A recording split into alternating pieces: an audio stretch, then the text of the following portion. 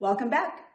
I love dogs, I have dogs, and yet somehow dog shows seem weird to me. Hear me out.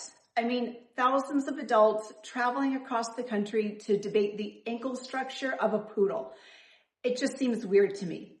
And somehow that bizarre world produced one of the best mockumentaries ever, this week's episode, Best in Show. Here's the surprising part. Best in Show works so well because it's barely exaggerating. Dog shows began in 19th century England. The first major recorded show happened in 1859 in Newcastle, and it focused on hunting dogs like pointers and setters. At the time, dogs weren't mainly pets. They were workers. Think hunting companions, farm animals, and guard dogs. But during the Victorian era, breeding dogs became a status symbol. Wealthy people did what they're going to do. They began carefully controlling bloodlines, almost like a family tree, but for bulldogs. Soon breeders created official standards describing the perfect version of each breed. How long should the snout be? How should the dog walk? What shape should the ears have? And in 1873, Britain formed the Kennel Club to formalize everything. That structure eventually spread worldwide. In America, dog shows exploded during the Gilded Age when rich families competed over breeding rare European dogs the same way they competed over art or houses.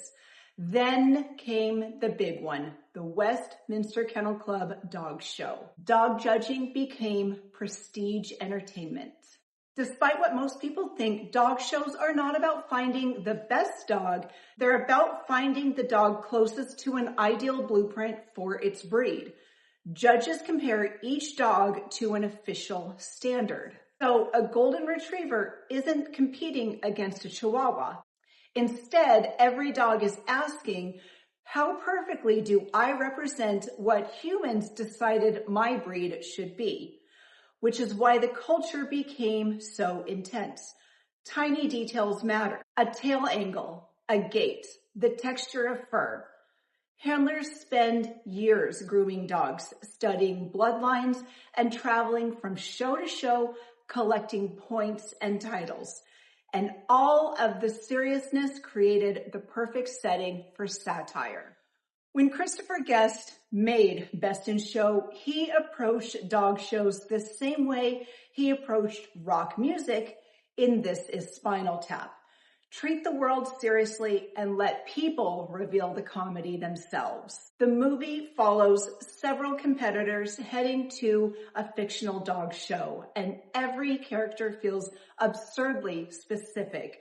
There's the overprepared yuppie couple, the financially strapped flex, the aggressively cheerful dog handler, and the deeply eccentric breed enthusiast. But here's why Best in Show became legendary.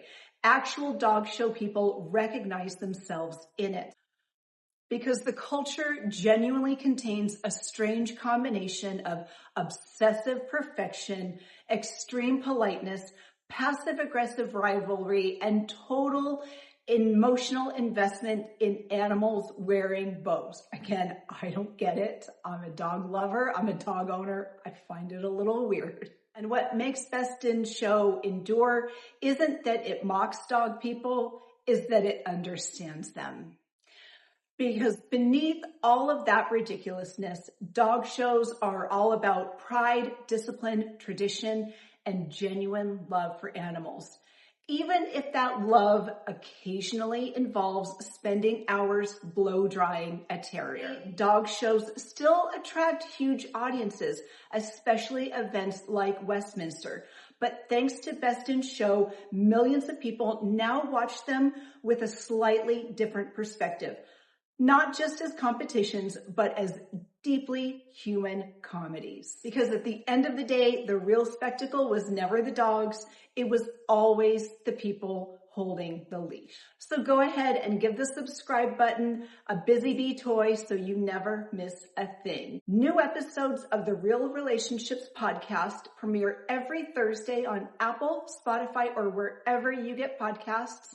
So be sure to subscribe so you never miss a thing. We are on all of the socials, so follow us. We love bringing you content. We appreciate our listeners, our viewers, and our supporters. Thank you. Stay safe. Have fun. We'll see you soon.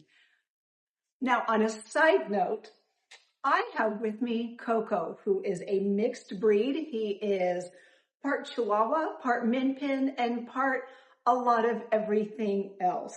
Now, he has a mix of everything. He is black and tan. I have to say, as a mixed breed, I think he's perfect.